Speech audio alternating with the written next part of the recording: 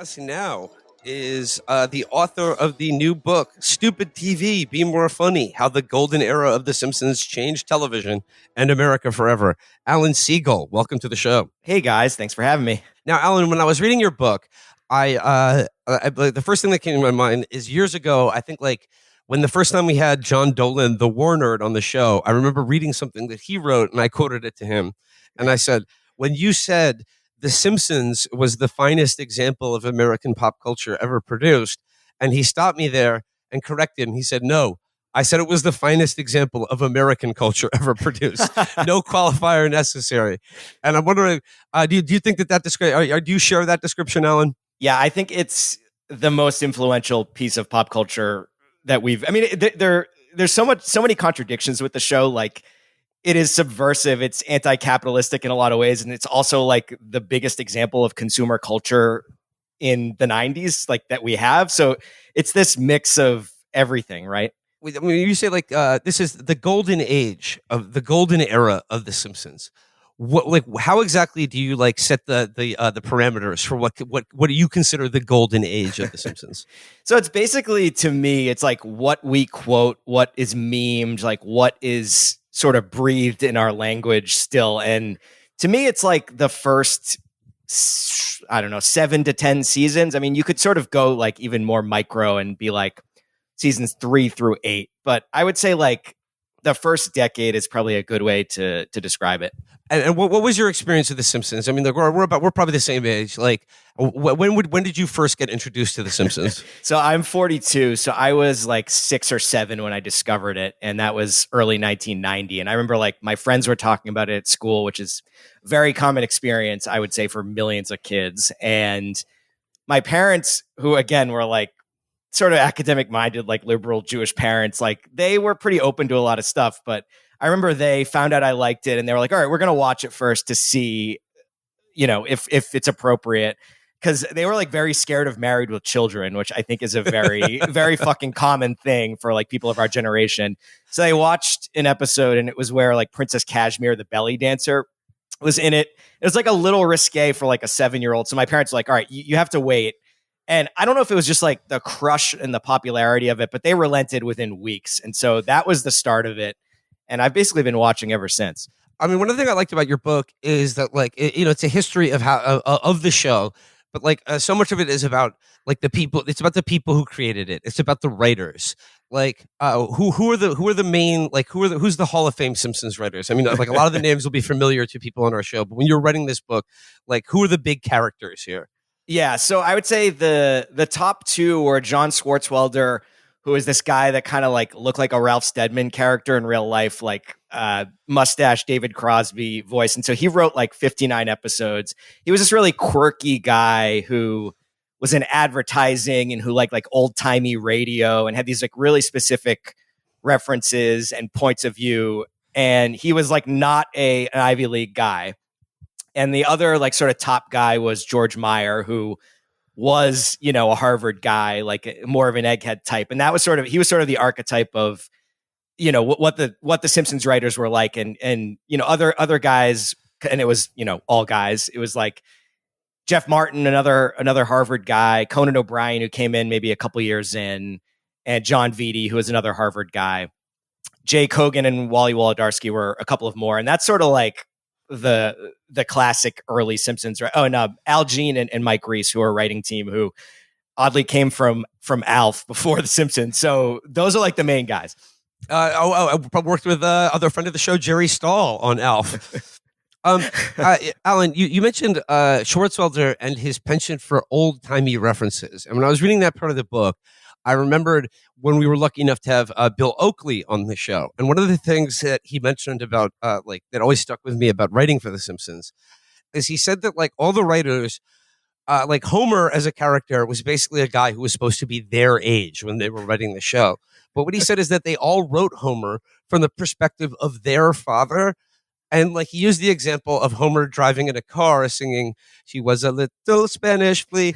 And it was this weird mismatch between the cultural references of the era the show was supposed to depict and the kind of the plethora of these old timey influences on the show.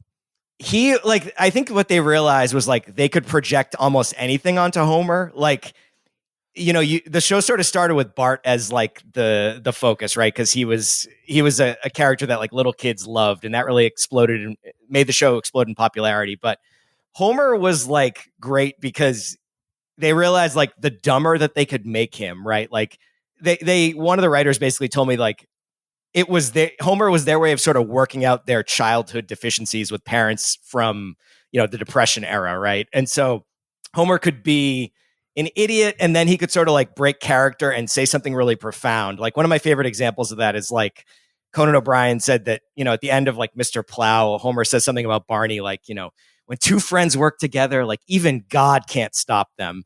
And Conan loved that, but at the same time, like Homer would also forget how to breathe. So like it was this mix of like odd profundity mixed with like the dumbest human being on the planet. A quote I really appreciate is that John Schwarzwelder said that he wrote Homer like a dog. Like Homer is just like a man-sized dog in that like he could be grieving over the death of a loved one 1 second, and then you could just hand him something in another second, and he'd be happy in talking about that. Yeah, like a good example of that is like when he eats poison sushi, he eats like fugu or blowfish, and he has this like existential crisis, and he literally thinks he's gonna die, and he has these very like emotional moments, and then the end of the episode is him on the couch eating pork rinds. Like he just fucking forgets. The Simpsons started as these interstitial animated shorts on the Tracy Ullman Show. How did the Simpsons go from that format to being like this groundbreaking sitcom that really broke out Fox as like the fourth big television network? So again, it sort of sounds like a cliche, like, oh, they had nothing to lose, but really like Fox at the time was the coat hanger network. Basically, another executive dubbed it that because like you needed a coat hanger. Like this is going to date me different for sure, but like to get reception, it was impossible almost to get. So, Fox threw a lot of money at James L. Brooks, who was like an Academy Award winning director, to make a show. And they all thought, including like Groening and Sam Simon, who is another executive producer, that they were just going to make a bunch of episodes and be canceled. So they were like, we're going to throw shit against the wall and see what sticks. So there was no fear of like, this isn't going to work. Like they just were like, every episode was going to be different from the last one. And that freedom kind of accidentally created like something infinitely like replicable within the show. Like I don't think I forget which one of the who was quoted as saying this, but like the Simpsons were sort of a reaction against the sitcom format of the Reagan era, and one of the quotes was the tyranny of audiences laughing at things that weren't funny. Could you talk a little bit more about that? Yeah, sure.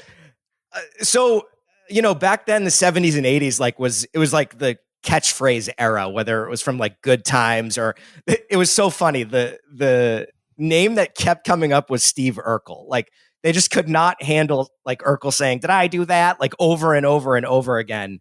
And it made sense, right? Because they had like these sitcoms had 22 episodes a year, so they had to lean on these tropes. But the Simpsons writers were just sick of that, and they were like they were licking their chops to like do something completely different, because back then there really weren't a lot of jobs that allowed them to do that. Well, I mean, I think another interesting aspect is that the fact that it was animated allowed the writers to really like blow up and like entirely the sort of format of the sitcom, which usually takes place only in one location, like someone's living room or an office or something. And one of the things that's always been so perfect to me about The Simpsons is that it is really it's about the town of Springfield. And there are like there are so many people that exist in it, and there are so many places that you visit as the viewer. So like, how did they see animation as a way to like really push the boundaries of what you could show in a televised sitcom? Yeah, so like before that, animation was basically at the time like it was for hacks. Like so it was like My Little Pony and He-Man. Like that was basically the ceiling of televised animation. So when the show started, they were like, okay, we need to make this grounded. We need to make this like a typical sitcom. But after a little while, they were like, fuck, we can make this. It has no bounds. Like, the word that I kept hearing was like stage bound. So they wanted to do things that they couldn't do on live action TV, like have Homer jump Springfield Gorge on a skateboard. Like you couldn't do that on TV without it being like a joke or a bit. And the original cut of that, like, apparently was brutal. Like, Homer falls, he's bloody, he's injured. I mean, it stayed like that, but and another example is like Treehouse of Horror. Like, they had a horror anthology on a 3-part horror anthology on a TV show, which like didn't happen before that. So they're basically trying to reinvent the form. What accounts, like in your mind, like, or in the book, like what accounts for like the market shift in The Simpsons from seasons 1 and 2 to season 3, like the change in the animation style and like the maturing of the writing into like, like the standard of like genius comedy TV writing. So again, at the beginning, they like needed a palette that people could sort of latch on to. Again, I sort of mentioned this, but one of the writers basically said that like Bart in the first season is like, he compared it, I think, to like Tina Fey playing Sarah Palin, which, whatever you think about that, like there was something that like people locked onto, right? Like I like the way it looks, it sounds, like everything about it. And they realized that was only a way in. Like, a 10-year-old boy only has so many stories that like could work. But by season 3, they were doing things like, we're going to have like 9 guest stars, like baseball players. And we're going to have celebrity guest stars that aren't just, Albert Brooks. And I think that the world just sort of opened up for them in a way that they didn't have in the first couple seasons. Like, I would say like midway through season 2, like, they had Dustin Hoffman on as a guest star, which at the time he didn't even go by his real name because it was so taboo for like A-listers to be on TV. Cartoon. Well, how did Hoffman end up doing the show as Lisa's substitute teacher? So it was as simple as his kids liking the show, and he's like, all right, I'll do that. So he's listed as Sam Edick, which the jokes write themselves. So he just wanted to do it because his kids were into it, and that sort of opened the floodgates. Like, Michael Jackson was around that time too, so it definitely legitimized it. Like in you mentioned the early years, like Bart being like the character everyone associated with The Simpsons. You have a whole chapter on the Simpsons merchandising and the phenomenon of bootleg Bart T-shirts. Like, how did that come about, and what was Fox's reaction? So I think in the first year of the show alone, they sold like maybe $250 million worth of officially licensed merch. But when you have something that popular, like, people are going to capitalize on it, right? And exploit it in the funniest ways. So bootleg Barts were probably as popular as the official ones. And some of the wildest ones are, you see them at flea markets, like pro-Iraq War or the first Gulf War shirts with like, Gulf War Bart T-shirts are like that is the rarest commodity. That is the most valuable vintage T-shirt you can possibly have. It's like Bart giving the finger to Saddam, and like Amber has one where it's like, eat my shorts, Saddam, or like, I was there and it sucked, man. Then my favorite is like, I know I'm digressing, but it's like Bart hitting a bong, and like that one was like $100 T-shirt at the flea. But like, Fox was trying to shut this down. It was not working. I mean, I found articles with like stings that they had in like Florida where they were like busting bootleg T-shirt makers. Like, no joke, there was one called Operation Dizzy Fox, which is the most quaint thing ever now when you think about like that this is what the federal government is trying to shut down. But it didn't work. And again, there's a reason that there are hundreds of thousands or millions of these still floating out there. You cannot stop Black Bart. they're still out there. Well, they like tried to make an official, someone told me he like didn't want to be quoted, but basically that they discussed an official Black Bart like T-shirt, but it was sort of deemed a little risque for Fox at the time. Well, I mean, as long as we're talking about race, another interesting part of the story of like it being an animated show is like the strong primary colors of the show, and the very iconic decision, or like hugely like influential decision, to make The Simpsons yellow, to have yellow represent white people. How did that come about? So basically, the animator, it's Gabor Chupo, who is like the head of this small animation studio that did the early seasons of The Simpsons. Like, he basically was like, we want this to pop, like to jump out. And like the flesh color, like there's a later Simpsons episode where they like imagine themselves as like having like sort of pinkish skin. And it's kind of weird. Like, it doesn't quite work. It's like Uncanny Valley or something. But there was a woman who worked in the show, and she was like, all right, I know how to sort of make it pop.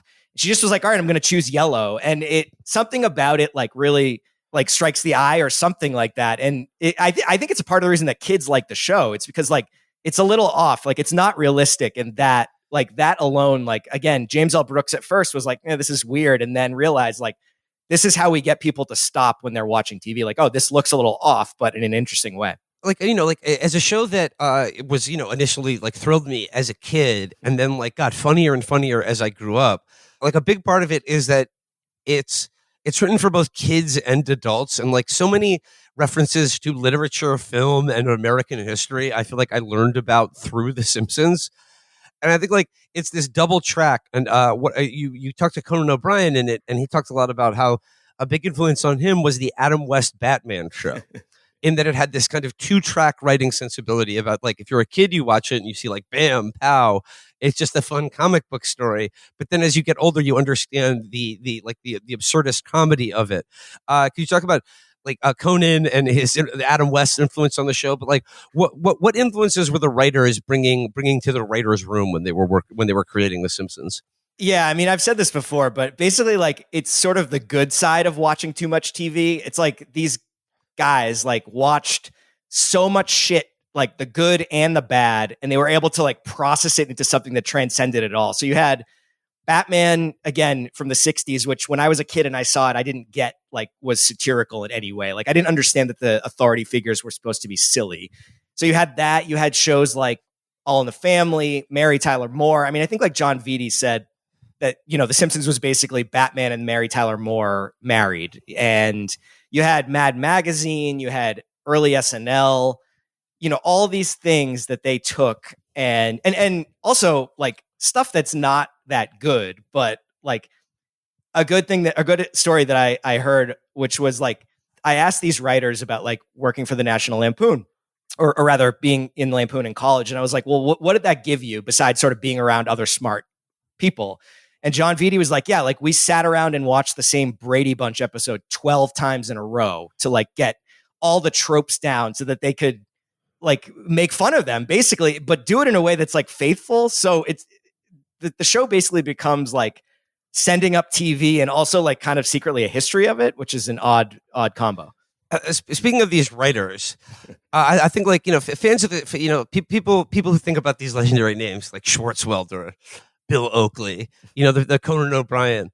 You think about the Simpsons writers' room in that golden age. You've got a great description of the Simpsons writer room where you said the carpet was soaked in a slurry of spilled soda and coffee. The surfaces weren't that sticky, but it did have kind of an odor of French fries and onions. Like when you were talking to like Conan or Bill Oakley, like what were their memories of like what was it like being in that writer's room? I kept hearing like frat house or dorm room over and over and over. And there was like, it's funny because Conan said this, like there's a romanticization of this where people are like, oh, it must have been so fun. And I think it's fun to them in hindsight, but at the moment it was just like kind of never ending. Like most of these people didn't have kids. Like they were there for 12 hours at a time. Like Schwarzwelder was a chain smoker. He was like smoking outside, poking his head in the room, like adding a little line. People would throw shit at the ceiling. Like they would, one thing I heard was like, there were no fidget spinners back then. So they had like a pool cue that they would time each other to like, unscrew and screw back together. And whoever could put it together the fastest won. And so like, it was this atmosphere of just like never ending collaboration until like something unlocked it and they were done for the day. And then they would just repeat and repeat and repeat. Who was the writer that pretended to be dead whenever anyone walked out of the room? That was Jay Kogan. And the story that I heard was basically like when he was a little kid. So his dad was like a Mad Magazine writer and like a classic mid-century comedy writer. And I think Jay's mom would be like, now, Jay, no bits at the pool today. Like he just was like this hammy guy. I mean, to go back to Schwarzwelder, because like, I mean, his name is on a lot of like, probably like all of the best Simpsons episodes ever. And he's like this legendary comedy writer figure, an oddball. Like, what were some of the Schwarzwelder stories you got right in this book? So he like drove a Datsun in the early 90s that like, quote, ran really hot. So like, it would be like sputtering when he came in. There were stories about him chain smoking. I'm not even sure if this story made the book, but like people told me that Schwarzwelder talked about having this doctor who would be like, now the best way to live is you should run really fast and then stop and then run really fast again and stop. And like, that was his way of exercising. Like you would sort of hear like stories about his politics, that he was like an extreme libertarian, that he like would say shit about, there was more rainforest. The line in Last Exit to Springfield where he says and then like about unions where he says, then we'll get lazy and shiftless and the Japanese will eat us alive. That was a little Schwarzwelder libertarian. Yeah, and like it's funny, like snuck into the show. Yeah, there are like jokes about Teamsters throughout the Simpsons, which I had no idea what that meant as a kid. And he just like what they said about Schwarzwelder, like as a comedy writer, like I think George Meyer said that basically like a good Schwarzwelder joke is like something horrifying juxtaposed with something really banal. And like my favorite example of that is like in the Hank Scorpio episode where, it's supposed to take place in like this Pacific Northwest town. And there's this montage of like the town, basically gentrifying, right? So like shops become... Someone should make a town that works. Exactly. And so it's this montage and it's like, boarded up stores becoming coffee shops. And the last image of the montage is a homeless man turning into a mailbox. And like, that is the Schwarzwelder humor. Yeah, it makes me laugh just even thinking about it now. So like, as the Simpsons like both premiered and then became this cultural phenomenon, it was, like a take on the classic American sitcom and the classic American family. But like, what were people's reactions to The Simpsons and its portrayal of the American family? I mean, we can get into it later, but famously, their feud with George H.W. Bush, I guess, puts like a fine point on this. But like, what were critics and sort of I don't know, like politicians' reactions to The Simpsons' portrayal of American family life in the 90s? So critics seemed to get it right away. Like they understood that like this was a pretty typical, normal family. Like Johnny Carson, when the Simpsons was sort of battling it out with the Cosby Show, basically was like, this is a more realistic family than the Cosbys, which is, I don't know, pretty bold for a guy like Carson, who was like in his 60s or 70s at the time. But the thing is like the show, like this should not be understated. Like the show really did scare the shit out of adults. Like Bart swearing at his parents, getting a tattoo, like Alex P. Keaton didn't do that. So again, it sounds so quaint. Well, he was a Republican. Yes, exactly. Like the show scared adults and like it was youth in revolt. And I think like that's what scared parents. I mean, I that's funny. I mean, like, because for me, like, The Simpsons was family appointment viewing at my house on Sundays. Like, it was just the whole family got together. My dad absolutely loved The Simpsons. Like, he had to watch every episode. And I mean, like, yeah, it seems quaint to remember in this context. But like, another quote that I really liked from the book was talking about dealing with network censors. And one of the writers said, like, from his experience working on for another network, he says, like, and being sort of called in to like the official censor. And one of the things they said is, what I realized is that when you work for a TV network, you're not actually working for the network. You work for the advertisers. And like, I think the quote was, on ABC, our advertisers are soap. On Fox, the advertisers are beer. So what you got away with at Fox, you can't get away with here. What are some examples of some of the notes from censors that the writers encountered while working on The Simpsons? Yeah. So the best example of this, I think, was, and to give everybody context, like The Simpsons basically negotiated to have no network notes. So that's like a little bit different than the censors. Like this is like creative executives basically like couldn't put their fingers into the How did pie. they manage to do that? So that was all James L. Brooks, who again was someone that Fox was desperate to have on board because he was like this mainstream Hollywood figure who had all these hits like in TV, like Mary Tyler Moore, and movies like, Terms of Endearment and Broadcast News. So he basically gave them free reign to do whatever they want, but the censor still had to do their job. And my favorite example of this is like, they wanted to use the word genitalia in an episode. And that was when Marge paints Mr. Burns, and Mr. Burns says, I want to thank you for not making fun of my genitalia. And I think Marge is like, I thought I did. Anyway, the censor sort of was like, let's not use this. So it caused this back and forth, right? Where the censor was like, I think you should use the word equipment, not genitalia. Anyway, this is a minor example, but the point is that like all these writers, like they sent a formal letter to the censor, and it's basically like, if you do this, it's going to compromise our show. And like, we're the last, we're the ones who decide these things. And the censor backed off. And again, like, it's a minor example, but like, they really were uncompromising with the stuff. One of the network notes that I really enjoyed was on concerning the episode where Bart becomes mobster Fat Tony's like sort of a little gopher assistant. It says here, wait, hold on a second. When Bart becomes mobster Fat Tony's errand boy, Coburn was worried.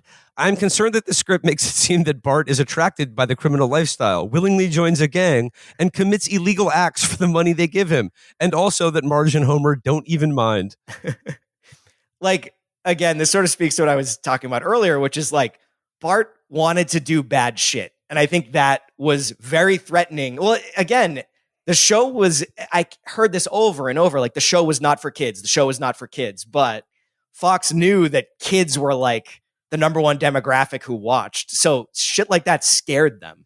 Yeah, like, I mean, millions of American children joined the mafia after seeing that episode. The other one was like, sorry to interrupt, like the it's like when we learned that Krusty's father was like a rabbi, there's a comment from the center. It's like, we trust that you will not show the details of a bris. Well, I mean, like an interesting peg here to like the Simpsons and family morality is that like the Simpsons, and you point this out in the book, and it was important to the creators of the show. The Simpsons is like the only American sitcom that I can think of that depicts them having a religious life and regularly going to church. Like that. See, it's an interesting thing because like James L. Brooks is like a Jewish guy, but he kind of knew that to like launder the subversive aspect of the show or to like counterbalance that, it needed to be like an airtight family, right? So if you watch the show, like religion is very important in it. And that like people forget that. And I think people who sort of criticize the show, like either they didn't watch or they just like weren't paying attention. Well, one of the people who did watch the show was a speechwriter for George H.W. Bush named Kurt Smith. How did Kurt Smith put George H.W. Bush onto The Simpsons?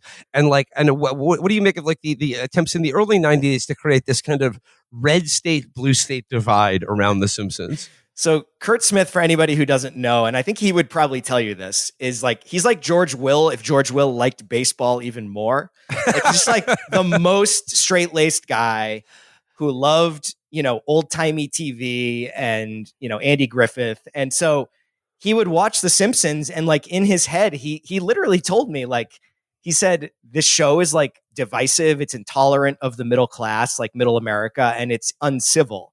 And I think like that's something that is underrated. Like back then, that was considered, again, something very like rude. And he was like, okay, like we're gonna make this like a little bit of a hot button issue for the boss. So he dropped a line into one of George Bush's speeches, which was at the National Religious Broadcasters Convention. So the line was basically like, cut down into a short clip, was like, we need more families like the Waltons and less like the Simpsons. And the Waltons was a show from the 70s about a Depression era family who I believe were New Deal Democrats, by the way.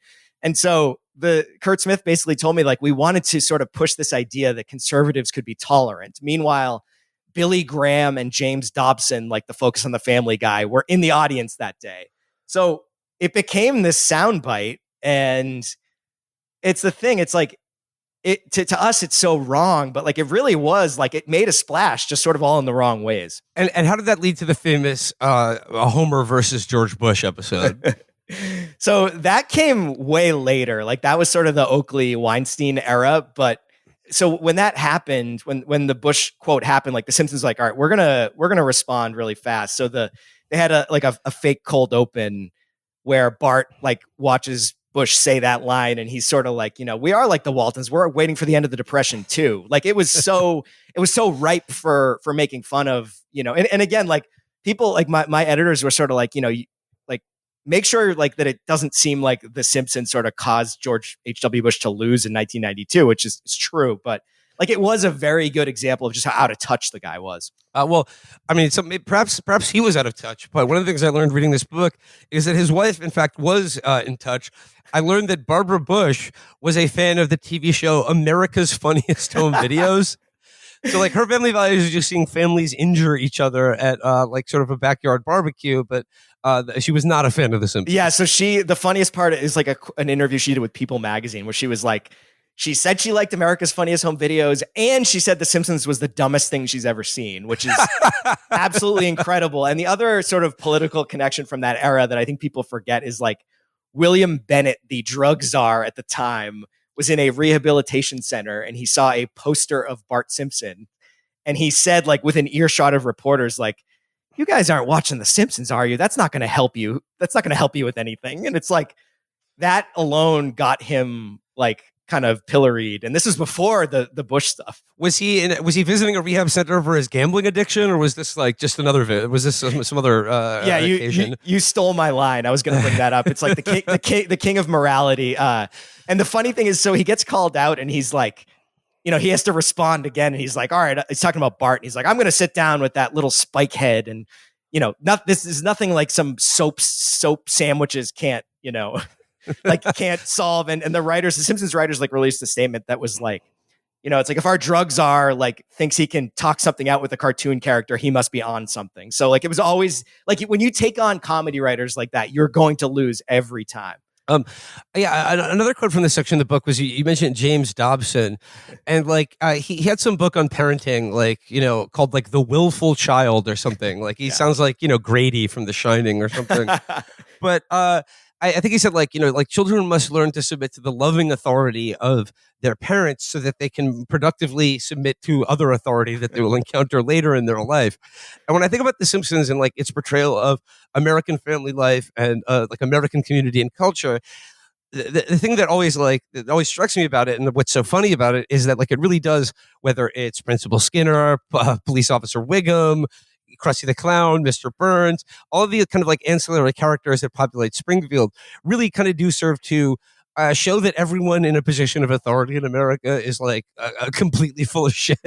Yeah. But at the same time, it's hard for me to like think of The Simpsons as a parody or a satire of American life when like it holds such a loving regard for the people and things that it's making fun of. Yeah, there's a quote I love, and I think it like is a really good summation of the show and like in America, I think for a lot of people, which is like George Meyer, again, this legendary writer, basically said that like the show is their view on, especially in the early days, like their view on life, which is like, it's miserable, it's punishing, it's like unforgiving, and it's also worth living, which again, it's like, it sounds corny almost, but at the same time, like that is the show. Like it gave me, I think, that worldview to have like a lot of skepticism and even like kind of bordering on nihilism at times, but also like not giving up, which I know it sounds kind of dopey now, but it's something that I've always kept in mind. Alan, when you think of The Simpsons or when you're writing this book, like, do you have like one episode that you keep returning to in your head, or like I mean, it's hard to pick out a favorite episode, but like what do you mean, like when you think of The Simpsons is like the quintessential episode in your opinion? So this probably changes every week, but the one I've been talking about recently is Mr. Plow. So if anybody hasn't seen it, it's completely ridiculous. Plow. Yeah, it's you know it's Mr. Plow has probably my favorite Simpsons. One of my favorite Simpsons gag in it is when the insurance claims investigator is asking Simpsons, Mose, is this a business of some kind? And his head, he's going, don't say it's a bar. Don't say it's a bar. It's a pornography store. I was buying pornography. And I love that because it's a joke that like is hilarious, but it reveals Homer's secret cleverness and intelligence. Because it's actually a good answer in that situation. These like sort of short declarative Homer jokes, the one that I always repeat, I know I'm digressing here. It's like, when Michelle Pfeiffer is the guest star and Homer like is infatuated with her and her name is Mindy, and Homer just goes, Mindy has a motorcycle. And it's just like a stand-in for him being like madly in love with something or obsessed. Anyway, so Mr. Plow is sort of a great example. Or when they get in the elevator together and he's trying to like not be horny for her, and he says, looks like we'll be going down together. I mean, getting off together. Again, jokes I didn't get when I was, 12 years old, or maybe a little younger. Anyway, but so Mr. Plow is sort of a good example of an episode that you just couldn't do on live action TV. It's like two people are plow drivers and they're like, Adam West makes a cameo. Linda Ronstadt, who sings like the best jingle. It's like, Mr. Plow is a loser and I hear he is a boozer, which is the Barney's theme song. But so you have all that. You couldn't do that on regular TV. You have Barney and Homer like having a genuine relationship, which is like part of the show. But also like, here's just like, this is almost embarrassing, but I mentioned this in the book. Like there's a reference to William Friedkin's Sorcerer in the episode. And it's like, the truck is like on a bridge and you have like the fake Tangerine Dream score.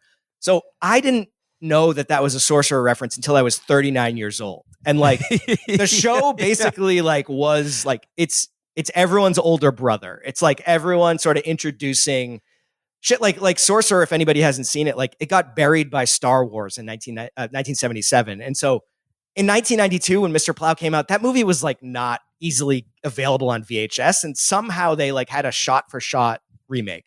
I mean, the reference to William Friedkin's Sorcerer, and then also when he's going across the rope bridge, he looks over and there's a suspension bridge connecting the two mountains. Yeah, right. But I mean, I always think of like the voluminous references to Stanley Kubrick in The Simpsons that like it took me like years to place each one of them. But I'm thinking of the one where Lisa turns Bart into her literal guinea pig for the experiments, and like shocks him every time he grabs a cupcake. And when Bart's reaching up to the two cupcakes, the Clockwork Orange reference to Alex trying to touch the woman after he's been brainwashed. There's something like I want to quickly mention about that, which is like, again, the idea of like doing these kind of parodies, like we see it on the internet every day with memes or like sort of recreation shot for shot. Like they didn't have, like they would send PAs to like the Warner Brothers archive to get still photos from old movies. Like it was so labor intensive that like the animators were like, one Rich Moore, who sort of went on to become like an Academy Award winning animation director, was like, it took years off my life. Like that's how sort of dedicated they were. In summation, I've often considered the fact that I have been alive for I think 7 years when The Simpsons was not on TV. That was like a period of my life where The Simpsons was not on TV, and it's coincidentally a period of my life that I remember almost nothing about. The Simpsons still going on. So Alan, like, this is about the golden age of The Simpsons, but like The Simpsons in its like decades long iteration, the fact that it's still going now, what it's become unfortunately kind of a joke. Like the recent era of The Simpsons, I think like a turning point was when the celebrity guest stars just played themselves, and it was like, oh look, 50 Cent is in Springfield, like hi 50, and he's just like, hey Bart, like it's me. Or how about like, I'm a tennis fan, and it was like, oh, Pete Sampras is on this, Andre Agassi. It's just a strange, but yeah. Well, I suppose like the original like mega guest star episode was the one with all the all-star Major League Baseball players, but I that one worked. But like, what are we to make of like the current, like, I don't know, ongoing life of The Simpsons? It's sort of like, I don't know, maybe this is a cop out, but like to me, it's a victim of its own success. Like it was so damn good for, however long you want to say, 10 to 12 years, 7 to 10 years, that like everything else pales in comparison. And it can be tough now to watch. Like, Julie Kavner, for example, who voices Marge, is aging, and she sounds like when she was playing Marge's mother in the 90s. And so I don't know, it's like again, maybe a cop out, but like we want athletes to go out on top, right? But part of me is like let them have their sort of this is a day. Michael Jordan on the Wizards. Yes, exactly. And it's like, and you know what? Michael Jordan on the Wizards would, every 5 games, he would chase down somebody full court and block them from behind. And I think like The Simpsons has the ability to be funny still. It just pales in comparison to what it was in 1991. Well, Alan, when I think of that golden age, and I want to go like season 3 through 8, I am I'm reminded of this is like when David Bowie died. Brian Eno released an email that David sent him like a week before he died, and like he didn't mention the fact that he was dying. And in the email, I was always very touched by it because David Bowie signed off to Brian Eno by saying, "Brian, what we did will never rot." And like I think about that when I think of seasons 3 through 8 of The Simpsons, which like no matter how many times I see any one of those episodes, no matter how old I get, they are still absolutely golden. I was very worried when I was doing this book that I was going to get sick of the early season Simpsons episodes. And there were moments when my wife would come home, I would be, quote unquote, researching and watching The Simpsons and laughing like an idiot all alone in my house. And like that will never go away. And I worked on this book for 3 years, and I don't know. It's sort of just piggybacking on what you said. Like it will never get old to me either. Alan, my last question for you. Who is your favorite Simpsons character outside of the main family, outside of the Simpsons themselves? I think Sideshow Bob is up there. I would say number one, just because like that character is such a good parody of like a right wing kind of ghoul, but in the fun, like, but he has juice like a lot of right wing ghouls don't have. Like he's hilarious, and every Sideshow Bob episode from the first 10 years is hysterical. Like that, like when he runs for mayor is a much better sort of political parody than like even The Simpsons calling out that Trump was president. Like that episode, like they parody like with the Willie Horton attack ad from the 80s. Like it's so prescient in a way that like Sideshow Bob even released The Dangerous Criminal, like Sideshow Bob. It's like, yeah, and then it's like, and this ad was brought to you by the Sideshow Bob campaign. Yeah, well, actually, like very connected to Sideshow Bob, I would say my favorite character is Krusty the Clown. I love Krusty. The Krusty line that I love, which I will not shut up about, which is a good example of like a line that I didn't know was a Simpson line, which is like when the film festival episode where Mr. Burns buys him off, and Krusty's talking about the movie that Mr. Burns made, and he's like, let's just say it moved me to a bigger house. And then he goes, oops, I said the quiet part loud and the loud part quiet. And I think like that's another example again of like, I didn't even remember that was a Simpsons line. Alan Siegel, thanks so much for stopping by. The book is Stupid TV, Be More Funny. And if you were a fan of The Simpsons, I think you will very much enjoy this look at the creation of the greatest piece of American culture ever created. Thanks, man.